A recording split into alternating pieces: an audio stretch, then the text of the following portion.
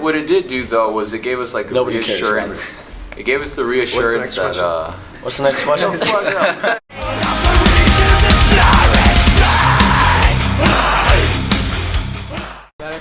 What's up? I'm Mike from Escape the Fate. I play guitar.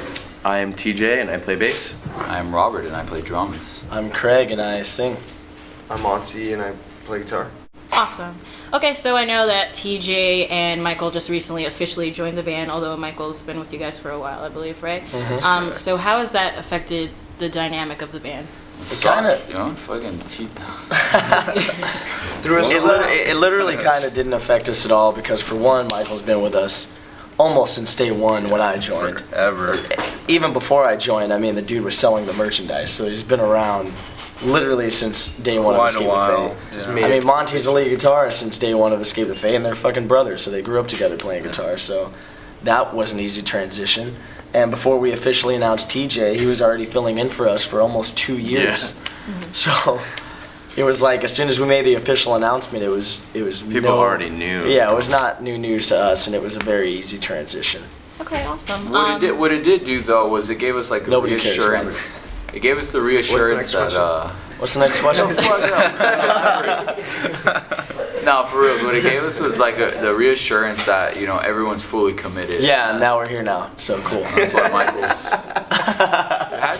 I'm happy to be here. I'm stoked. I love these guys. They're my brothers. Yep. Yeah, buddy. Okay, so love you, bro. Love you too, man. Love. Okay, so how does that affect the new album, Ungrateful?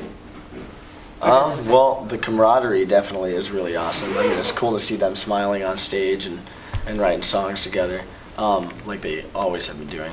I'm talking about. It's cool to play with my brother on stage. Yeah, I love and it. look at him when we do like dual solos. When we go up and without with anyone each other. in the band fucking giving me a bad look or any manager saying Stay in your shaking box, his head. bro. Yeah. Stay in your Those box. days, nice, man. It's amazing because we do what we fucking want to do. Yeah. And yeah. I mean, that's pretty much what happened this album cycle is. At the end of the day, we're like, you know what? Let's stop trying to please everybody, because when a band first starts out, you're just trying to please yourself. So what else are you making music for? So that's what we're doing this time around. Is we're just trying to please ourselves. We're doing our thing. We're happy about it, and you can like it if you want to, and if you don't, we really don't give a shit. We're just doing us. Okay, that's an awesome outlook. Get out. You can get out. All right, sweet. Okay, so I know with a lot of heavier bands, especially the lyrics are very like angry. You guys are expressing yourselves. How does the band you and how does the people, the listeners, how they see you through your music? How does that compare to the real you, or is it like the same? I mean, me personally, I'm pretty much an open book. I mean, I'm pretty honest when it comes to a lot of things. So what you see is what you get, I guess, is the best thing to say. Okay. What would you like to add to that, TJ? Bell? You're just a pretty straightforward kind of guy. And you can tell when you listen to our songs, so yeah. Okay, sweet. So what have you guys learned about yourself through like this whole writing cycle? I know it's been like a little bit like stressful and I mean, we definitely have learned a lot about ourselves, and I think that's why we're all in a better place today, is because we all kind of understand each other at this point, We're getting a little bit older, we're getting a little more mature, we're getting a little more laid back. I mean, even things that Robert hates when it comes to little tiny things that happen on tour, he's learned how to deal with it and to just be chill about it. It's like, you know what, you're right, that's who you are, and I gotta be accepting of that. And that's the overall theme of Ungrateful, is just, be thankful for what you have, stop caring about what you don't have, and just be accepting of everybody's faults and everybody's positive sides, We're all different, but we all gotta live together in harmony. Mm-hmm. Namaste. Namaste. Awesome. I know one thing we learned as a band, as a whole unit, is that What's the next question? we fucking. I know what we did learn as a band, as a unit, is that we actually really want to do this, which we weren't sure at the beginning of the record process. We weren't sure whether we wanted to do it or not. This is why. This is what I have to deal with. Trying to have a serious moment for once in my life. Sorry, dude. And serious moment, dude. Thought you said he's an open book, but he doesn't know how to be serious. But anyways, yeah, we learned that we really wanted to do this, and so we had to band together and basically fight for what we believe in. So that's where we're at now. All right, great. All right, so I know you guys worked with John Feldman again for a little bit, but you also sort of did a couple things yourself and kind of like self-produced some songs. So do you think you want to do that again in the future? Yes. Definitely. I'd say definitely, Yes. yeah. Because we're pretty satisfied with the end result, so, I mean, why not do something that works, you Okay. know? So, we now know that that worked out in our favor, so we're definitely going to revisit that in the future. But that's not to say that we don't have, you know, some producers in mind that we'd like to work with. I mean, we like to work with a variety of different people. We even work with people when we're writing our songs, you know? It's just, why not? Go out there and try new things. Gotta try everything once. Okay, sweet. All right, so this question is more for Craig because I know I've seen you do like more interviews, focusing on like the Ungrateful music video and how it like applies to your life and how you came up with the concept. And I know you said that it kind of seems like you have a decent relationship with your father. So I guess I'm interested in knowing like how would you describe the relationship with your father from like childhood to now? Damn. Getting deep. Yeah, that was a good question. The relationship with my father from then until now? I guess maybe, I don't know. When I look back at it now, I mean, I'm 26-year-old now, and my dad was 18 when he had me.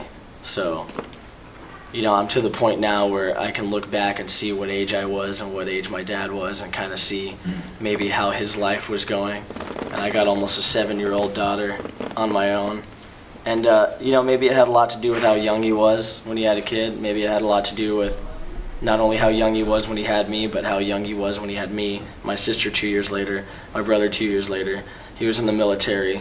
I don't know, there was a lot of shit going on in his life, I guess. So, you know, maybe I'm just making excuses for him, but, you know, I respect him. I think he taught me how to respect people a lot, and maybe that's why I'm so easygoing, and it's very hard for me to hold grudges against people.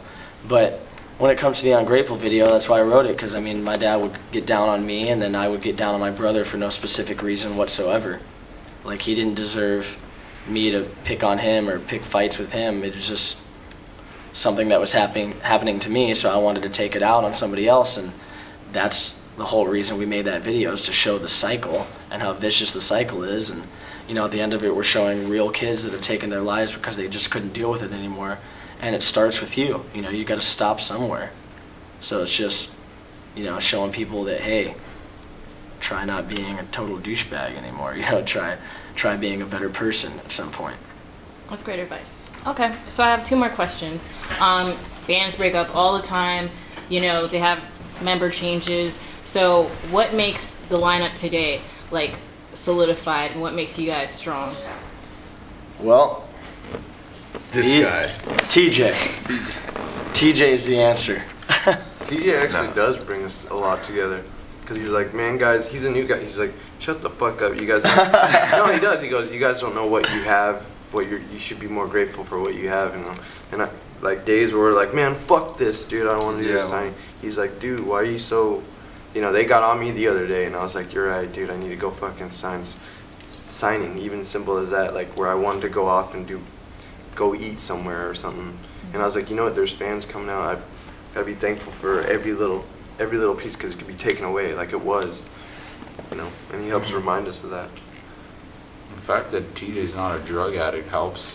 And that he's not a fucking drug addict. That helps us. That's gonna help with staying together for a But while. no, we're a family now, and like Robert was saying, like, we're together now, and we're here to fucking stay. And we're gonna do this until we die. What does Ungrateful offer fans who have been with you guys from the very beginning? Everything. You said it's like this war is ours. And Yeah, no, not on steroids. I say it's like, on meth. it's This War Is Ours after puberty. Oh yeah. So if our This War Is Ours album finally grew hair on its balls, it would be Ungrateful. That's right. Hair. Right. Not necessarily the album would be ungrateful for the hair on its balls, but it would become this album that's titled Ungrateful. Awesome. All right. Well, thank you guys so much. Thank you very much. Thank you.